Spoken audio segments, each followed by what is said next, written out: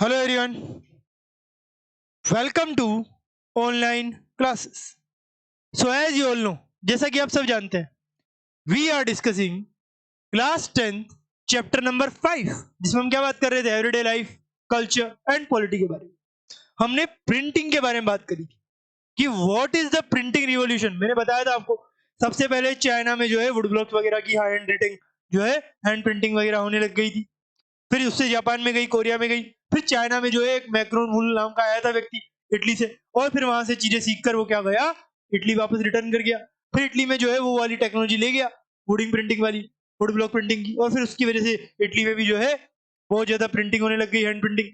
मगर उस टाइम पे जो रिच लोग है, जो एरिस्टोक्रेट्स वगैरह है, वही वो सब करवा करते थे। फिर धीरे धीरे एक टाइम पे जर्मनी में गुटेनबर्ग ने क्या किया था, एक प्रिंटिंग प्रेस बना दी, और उसके बाद बुक्स पे बुक्स आने लग गई, और हैंड राइटिंग से लोग प्रिंटिंग प्रेस की तरफ चले गए। और गुटेनबर्ग ने सबसे पहली किताब कौन सी लिखी थी? बाइबल। तो ये मैंने आपको बता दिया था। तो यूरोप में इस तरह से बुक्स वगैरह पढ़ने का जो है सिलसिला दौड़ रहा था। धीरे धीरे लोग जो है बुक फेयर में जाते थे, और इतना ही नहीं, बुक्स को इतना ज्यादा महत्व दिया जाने लगा। It will be a culture of reading books right now in Europe, you can से। किस तरह का जो कल्चर है वो यूरोप में बढ़ता जा रहा था। तो इन सब चीजों की वजह से एक मेनिया खड़ी हो गया, एक मेनिया क्या हो गया, खड़ा हो गया। कहां पे? यूरोप में। तो यूरोप में आपने सुना होगा कई सारे जो है कि भाई कई सारा कोई गैंग का मेनिया खड़ा हो गया, कोई है ना टेररिस्ट हो गया, या कोई ऐसे हो गई। आपने कई सारे जो इसके नेगेटिव एस्पेक्ट देखे होंगे, बट हियर पॉजिटिव एस्पेक्ट देखिए, एक रीडिंग मेनिया खड़ा हो गया कि भाई लोग जो है रीडिंग कुछ ज्यादा ही कर रहे हैं। They are reading like an person with the good passion. आप देखेंगे लोग पैशन से रीडिंग कर रहे हैं। इतना पैशन वो और किसी चीज में ना दिखा करके सिर्फ रीडिंग में दिखा रहे हैं, which will ultimately develop their consciousness और देयर लर्निंग और नॉलेज। ये सारी चीजें जो है उनकी बढ़ती रहेगी। तो रीडिंग मेनिया जो है इस तरह से खड़ा होगा।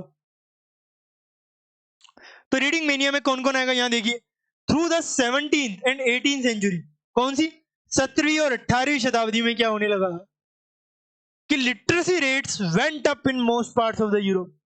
अब यूरोप में लोग किताबें पढ़ना शुरू कर देते, तो किताबें पढ़ पढ़ के इतने लिटरेट हो गए कि पूरे यूरोप में ज्यादातर लोग आपको लिटरेसी में नंबर 1 देखने लग जाएंगे कि भाई लोगों को पढ़ना इतना पसंद आने लग गया कि हर कोई पढ़ रहा है। तो churches of different denominations set up schools in villages. और इतना ही नहीं, जो चर्चेज हैं अलग अलग जगह के, उन्होंने भी स्कूल वगैरह खोलना शुरू कर दिया विलेजेस में। कैरिंग लिटरेसी टू पीजेंट्स, इतना ही नहीं, किसानों को, आर्टिसंस को, इन सबको भी लिटरेसी देना शुरू किया चर्चेज वगैरह ने। अब by the end of 18th century, जब 18वीं शताब्दी का अंत चल रहा था, इन सब parts of the Europe literacy rates were as high as 60 to 80%। तो 60 से लेकर के 80% तक आप देखेंगे कि चीजें जो है इंक्रीज हो गई थी। As literacy and schools spread in European countries, आप देखेंगे कि लिटरेसी और जो स्कूल्स है वो यूरोपियन कंट्रीज में बढ़ रहे थे। चर्च स्कूल खोल रहे थे, लिटरेसी बुक्स दे रही थी। अब there was a virtual reading mania बन गया। क्या बन गया? एक वर्चुअल रीडिंग मेनिया जो है खड़ा हो गया यूरोप में। अब people wanted books to read, people wanted books to read, and printers produced books in ever increasing numbers. और आप देखेंगे कि जो प्रिंटर्स थे उन्होंने बुक्स को प्रोड्यूस करना वो भी हाई नंबर में शुरू कर दिया था। क्या कर दिया था? हाई नंबर में बुक्स जो है उनको प्रोड्यूस करना जो है उन्होंने शुरू कर दिया था। ये भी हम देख सकते हैं। इस तरह की कई सारी चीजें जो है हो रही थी। अब new forms of popular literature appeared in print. क्या होने लगा? प्रिंट वगैरह में जो है इस तरह की चीजें अपीयर होने लग गई। टारगेटिंग न्यू ऑडियंस, और क्या किया गया? नई नई ऑडियंस को टारगेट किया जाने लगा। Book sellers employed peddlers who roamed around villages. तो जो बुक सेलर्स थे उन्होंने क्या किया? एम्प्लॉयड करना शुरू किया। किनको? पैडलर्स को। Who roamed around villages carrying little books for sale. उनको कलेक्ट करना शुरू किया, पढ़ना वगैरह शुरू कर दिया। अब देयर वर अलामेंकस और रिचुअल कैलेंडर। ये अलामेंकस क्या होता है, ये हम यहाँ पर जो है देखने का ट्राई करेंगे कि भाई ये अलामेंकस आखिर होता क्या है। तो इसके बारे में जो है हम यहाँ पर चर्चा करने वाले हैं। यहाँ पर देखिए अलामेंकस के बारे में आपको दिया हुआ है कि एनुअल पब्लिकेशन होता है। ये क्या होता है, एक एनुअल पब्लिकेशन होता है जो डाटा और इंफॉर्मेशन आपको देता है। किसके बारे में, एस्ट्रोनॉमिकल डाटा के बारे में, कि भाई स्पेस वगैरह में क्या चल रहा है उसके बारे में इंफॉर्मेशन देता है। Information about the movements of the sun moon, timing of full tides eclipses much less than that of importance in the everyday life, इन सब चीजों के बारे में भी ये जो है इंफॉर्मेशन देता है। That was importance in the everyday life of people, chap book, ये सारी चीजों के बारे में इंफॉर्मेशन जो है आपको यहां से देखने को मिलेगी। A term used to describe pocket size books that are sold by traveling peddlers called chapman, उनको क्या कहते हैं हम, चैपमैन कहते हैं, जो इस तरह से जो है सेल करी जाती है बुक्स वगैरह ट्रेवल करके। अब this became popular from the time of 16th century, जो है प्रिंट रिवॉल्यूशन आया था तो उसमें जो है इस तरह के इंपैक्ट हमें देखने को मिले थे।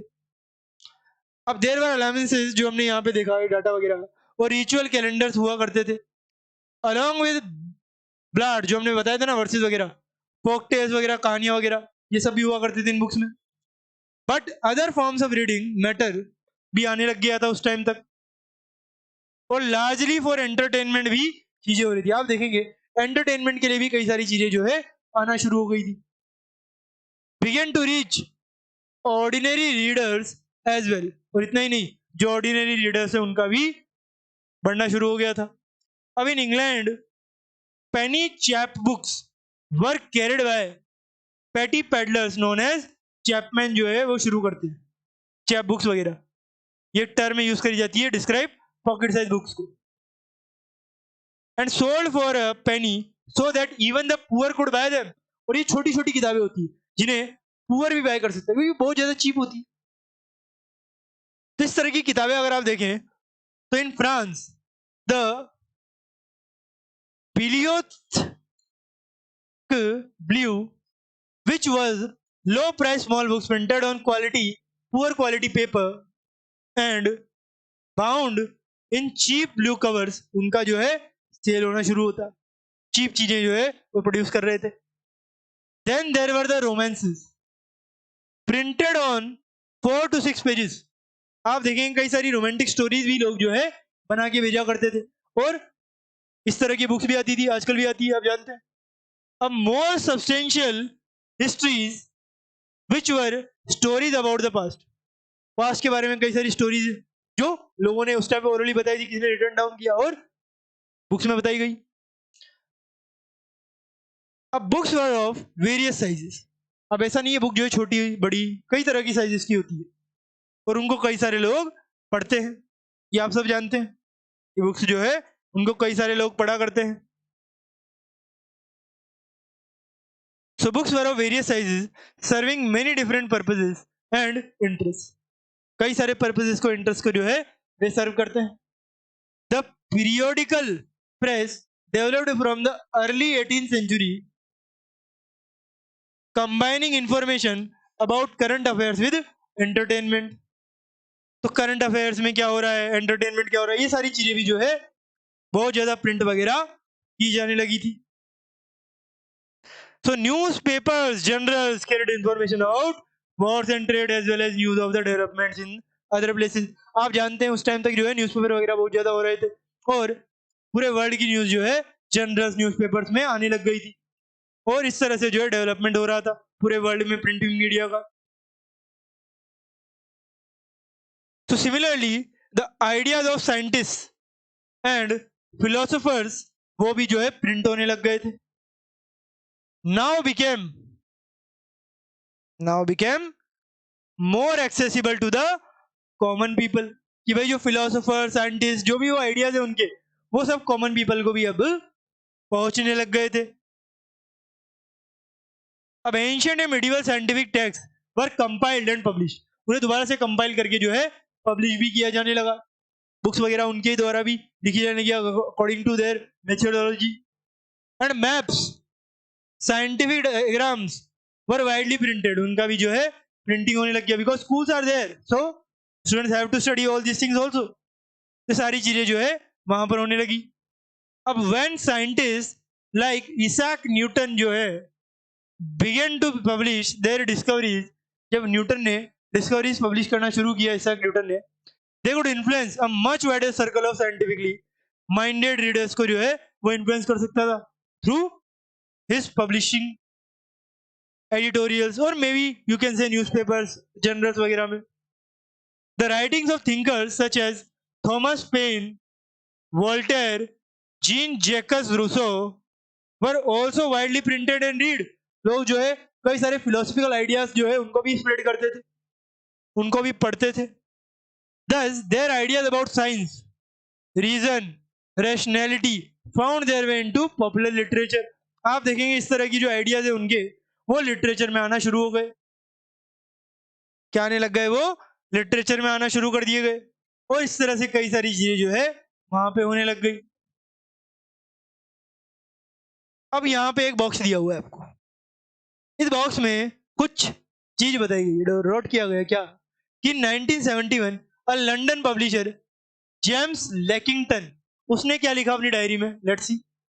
उसने अपनी डायरी में लिखा था, फिर बाद में वो पब्लिश हुआ पूरे वर्ल्ड में। इस तरह की चीजें जो है होती रहती है।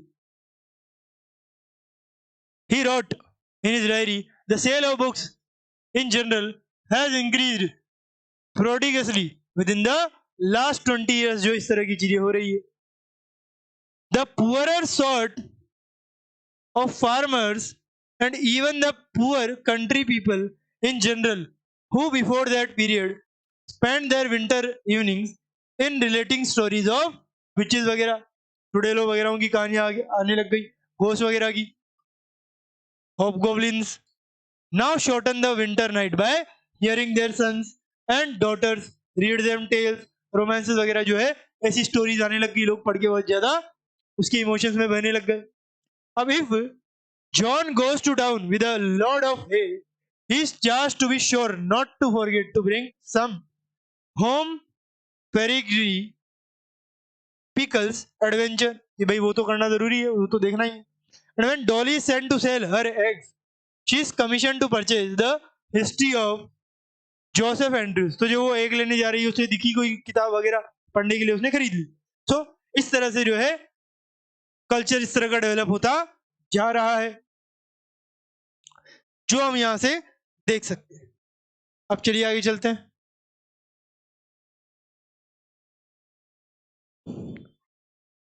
Tremble therefore tyrants of the world. अब हमारे जो नेक्स्ट है वो क्या है? Tremble therefore tyrants of the world. तो ये भी इसी में आता है, किसमें? इसमें जो हम बात कर रहे थे द रीडिंग मेनिया में। रीडिंग मेनिया में जो है 4.1 है ये, कि भाई tremble therefore tyrants of the world. कौन से है भाई ये टायरेंट्स वगैरह ऑफ द वर्ल्ड? किस बारे में बात कर रहे हैं ये? कि by the mid 18th century, अगर आप देखें 18वीं शताब्दी के मिड में अगर आप चले, there was a common conviction that books were a means of spreading progress. तो एक कॉमन कन्विक्शन थी, वो क्या थी? कि जो बुक्स है वो स्प्रेड करती है, किसको? प्रोग्रेस को। बुक्स जो है वो प्रोग्रेस को जो है स्प्रेड करती है, एंड एनलाइटनमेंट को, किसको? एनलाइटनमेंट जो है उसे भी वो स्प्रेड करती है। ये सारी चीजें जो है इस तरह से होती है। And many believed that books could change the world, और कई सारे लोग ये भी बिलीव करते हैं कि बुक्स जो है वो वर्ल्ड को जो है क्या करेगी? चेंज कर देगी। लिबरेट सोसाइटी फ्रॉम डेस्पोटिज्म, और सोसाइटी जो है उसको लिबरेट करना भी जरूरी है। इससे डेस्पोटिज्म से। डेस्पोटिज्म क्या होता है भाई? चलिए देख लेते हैं डेस्पोटिज्म के बारे में, कि डेस्पोटिज्म आखिर है क्या। यहाँ पे नहीं बताया हुआ, चलिए कोई बात नहीं, नीचे दिया होगा, ये देखिए डेस्पोटिज्म बताया हुआ है। तो डेस्पोटिज्म क्या होता है यहाँ पे देखिए आप। तो डेस्पोटिज्म होता है अ सिस्टम ऑफ गवर्नेंस। क्या होता है? एक सिस्टम ऑफ गवर्नेंस होता है despotism, in which absolute power is exercise by an individual. एक इंडिविजुअल के द्वारा जो है पावर को क्या किया जाता है? एक्सरसाइज किया जाता है। तो ये हम यहां से देख रहे हैं। Unregulated by legal and constitutional checks, और इतना ही नहीं, अनरेगुलेटेड होता है। By whom? By legal and constitutional checks के द्वारा ये जो है अनरेगुलेटेड किया जाता है। कौन सा चीज? डेस्पोटिज्म। इस तरह की चीजें जो है आपको देखने को मिलेगी। तो वही है यहाँ पे, society from despotism, tyranny and herald a time when reason and intellect would rule. कि भाई हमें क्या करना है? रीजन और इंटेलेक्ट को रूल करना है, ना कि किसी और चीज को। We want to rule through this type of thing. So Louis Sebastien Mercier, a novelist in 18th century France, उसने क्या डिक्लेयर किया? यहाँ पे देखिए, उसने जो है कोई एक चीज डिक्लेयर करी थी। कौन सी चीज? कि the printing press is the most powerful engine of progress. कि जो प्रिंटिंग प्रेस है वो क्या है? मोस्ट पावरफुल इंजन है। किसका? डेमोक्रेसी का। And public opinion is the force that will sweep despotism away. और पब्लिक ओपिनियन क्या है? एक फोर्स है, एक ताकत है, जिसकी वजह से डेस्पोटिज्म जो है दूर भागता है। क्या होता है? दूर भागता है। In many of the Mercier's novels the heroes are transformed by acts of reading. आप देखेंगे उनकी रीडिंग की हैबिट की वजह से कई सारे लोग जो है ट्रांसफॉर्म भी हो चुके हैं। उनके ideas, thoughts, life situations, they are changed because of और रीडिंग, और you can say motivation because of reading. अब they devour books and are lost in the world books, create and become enlightened in the progress. तो जब वो books पढ़ते रहते हैं, धीरे धीरे क्या हो जाता है? वो एनलाइटेंड हो जाते हैं। क्या हो जाता है भाई? दे एनलाइटेंड। तो इस तरह की चीजें होती है, ठीक है, इन द प्रोसेस। अब convinced of the power of print in bringing enlightenment and destroying the basis of despotism, Mercier proclaimed, उसने क्या प्रोक्लेम किया? कि tremble therefore tyrants of the world, tremble before the virtual writer। भाई virtual writer जो है उस पर इस तरह की चीजें होनी चाहिए। तो जो मर्सियर प्रोक्लेम कर देते हैं ये कि भाई ये होना चाहिए। तो इस तरह से जो है यहाँ पर चीजें होती है कि भाई टायरेंट्स वगैरह जो है उनको हटा करके जो मेन आइडियाज है वो फ्लरिश करनी चाहिए। तो इस तरह से जो है हमने ये यहाँ पे देखा। अब उसके बाद क्या आता है? उसके बाद आता है print culture and the French revolution. जैसा कि आप सब जानते हैं, हमने प्रिंट रिवॉल्यूशन की बात करी। अब फ्रेंच में भी कोई प्रिंट कल्चर जो है वो आने लगा, वहां पर भी एक रिवॉल्यूशन है जो बढ़ता गया। उसके बारे में हम यहाँ पर देखने का ट्राई करेंगे। तो चलिए देखते हैं print culture and the French revolution को। So many historians have argued that print culture created the conditions within which French Revolution occurred। कि प्रिंट कल्चर ने क्या किया है? कुछ कंडीशन है जो क्रिएट करी है, जिनकी वजह से ही फ्रेंच रिवॉल्यूशन हुआ है, ऑकर्ड हुआ है। Can we make such connection? क्या हम इस तरह का कनेक्शन बता सकते हैं? Three types of arguments have been usually put forward. तीन तरह के आर्ग्यूमेंट्स जो है ज्यादातर हम देखते हैं। फर्स्ट कौन सी आर्ग्यूमेंट है? Print popularised the ideas of enlightenment thinkers. Print जो है आप देखेंगे, जो एनलाइटनमेंट वाले थिंकर्स है, रूसो वगैरह, उनकी जो थ्योरीज वगैरह है, उनकी जो आइडियाज है वो जो है स्प्रेड करे, तब जाकर ये प्रिंट कल्चर होता है। तो three types of arguments have been usually put forward कि भाई प्रिंट जो है पॉपुलराइज करते हैं एनलाइटनमेंट के थिंकर्स वगैरह को। तीन तरह के आर्ग्यूमेंट्स देखेंगे। फर्स्ट तो हम देखेंगे कि भाई ये एनलाइटनमेंट वगैरह के जो आइडियाज है उनको पॉपुलराइज करने का ट्राई करता है। कौन? ये प्रिंट मीडिया, प्रिंट कल्चर। अब collectively their writings provided a critical commentary on tradition, superstition and despotism के बारे में क्रिटिकल होता है, उनको क्रिटिसाइज किया जाता है एनलाइटनमेंट वाले थिंकर्स द्वारा। अब they argued for the rule of reason rather than custom, की भाई कस्टम से नहीं, रीजन से जो है रूल करना जरूरी है। And demanded that everything be judged through the application of reason, कि भाई हर चीज रीजन से होनी चाहिए। कि भाई आपने कोई कार्य किया, उसका कोई ना कोई रीजन होगा, तो you should tell us what is the reason. और इतना ही नहीं, उसकी रैशनैलिटी के बारे में भी कि भाई ये रीजन रैशनल है या नहीं है, और may be irrational reason. So they attacked the sacred authority of church, कि भाई चर्च जो है उसकी सैक्रेड अथॉरिटी लोगों ने चैलेंज करना शुरू कर दिया। And despotic power of the state, ये होने लग गया। पहले अगर कोई चर्च की पावर को करता तो उसे एग्जीक्यूट कर दिया जाता था, मगर अब नहीं होता, because it is everywhere right now, thus eroding the legitimacy of a social order based on tradition, जो है उनको चर्च वगैरह वगैरह चीजों को जो है क्रिटिसाइज किया जाने लगा। अब द राइटिंग्स ऑफ वोल्टायर, जो थिंकर है, एनलाइटनमेंट थिंकर, और जो रूसो है, वर रीड वाइडली, बहुत ज्यादा पढ़े जाने लगे। Those who read these books saw the world through new eyes, जिन्होंने इनकी किताबें पढ़ी एनलाइटनमेंट थिंकर्स की, उन्होंने जो है वर्ल्ड को दूसरी तरह से देखा। Eyes that were questioning, critical and national, वो चीजें जो लोग जो है क्वेश्चन करने लगे, क्रिटिकल होने लगे, और इतना ही नहीं, वो जो है नेशनल रैशनल भी बताने लगे कि भाई इसके पीछे क्या रैशनल हो सकता है। तो ये चीजें भी जो है आना शुरू हो गई थी। तो ये हम ये जो है यहाँ से देख सकते हैं। तो हो गया पहला आर्ग्यूमेंट एनलाइटमेंट थिंकर्स वाला। अब आ जाता है सेकंड आर्ग्यूमेंट कि प्रिंट जो है कौन सी चीजें होती है। तो print created a new culture of dialogue and debate, भी इसने जो है क्रिएट किया है। क्या किया है?